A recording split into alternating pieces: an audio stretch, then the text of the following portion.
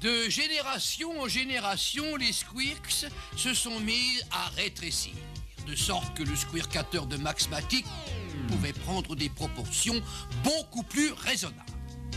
Le premier travail du squirkateur, souvenez-vous, était de mettre en mémoire les noms et les numéros de téléphone des 1000 habitants de Matic City. Un annuaire téléphonique informatique en quelque sorte. Comment on mettait des lettres et des chiffres dans la mémoire du squirkateur, ça, on l'a déjà expliqué. Il faut un codeur.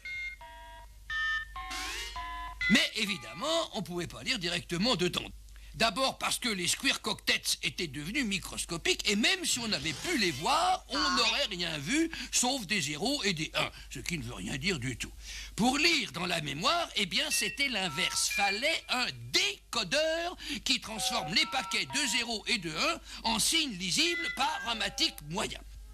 Alors supposons que Cinématique ait envie de téléphoner à Mathmatique par exemple. Naturellement, il a oublié le numéro. Alors, il interroge le squirkateur. Mais croyez-vous que le squirkateur tel qu'il est là va lui répondre? Eh bien non. Car le squirkateur, comme tout ordinateur qui se respecte, est un être stupide qui ne sait absolument rien faire tout seul. Pour qu'il marche, il faut lui dire pas à pas ce qu'il va falloir qu'il fasse, lui donner une suite d'instructions précises, ce qu'on appelle un programme. C'est là qu'intervient un élément du squirkateur dont on n'a pas beaucoup parlé, l'unité centrale. C'est elle qui va lire chaque instruction du programme et l'exécuter.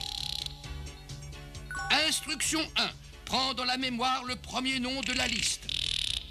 2. Compare-le au nom qu'on cherche.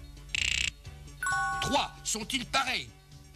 Non. Alors reviens à 1 et prends dans la mémoire le deuxième nom de la liste. 2. Compare-le au nom qu'on cherche. 3. Sont-ils pareils? Non, etc., etc.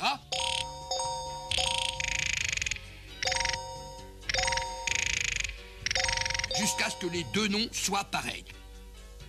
Alors passe à l'instruction 4, prends le numéro de téléphone, affiche-le à la sortie.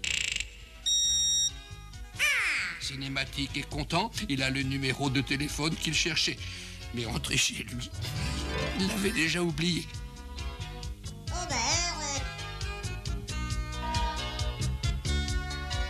Ah non, se disait Maxmatic, c'était pas encore la solution.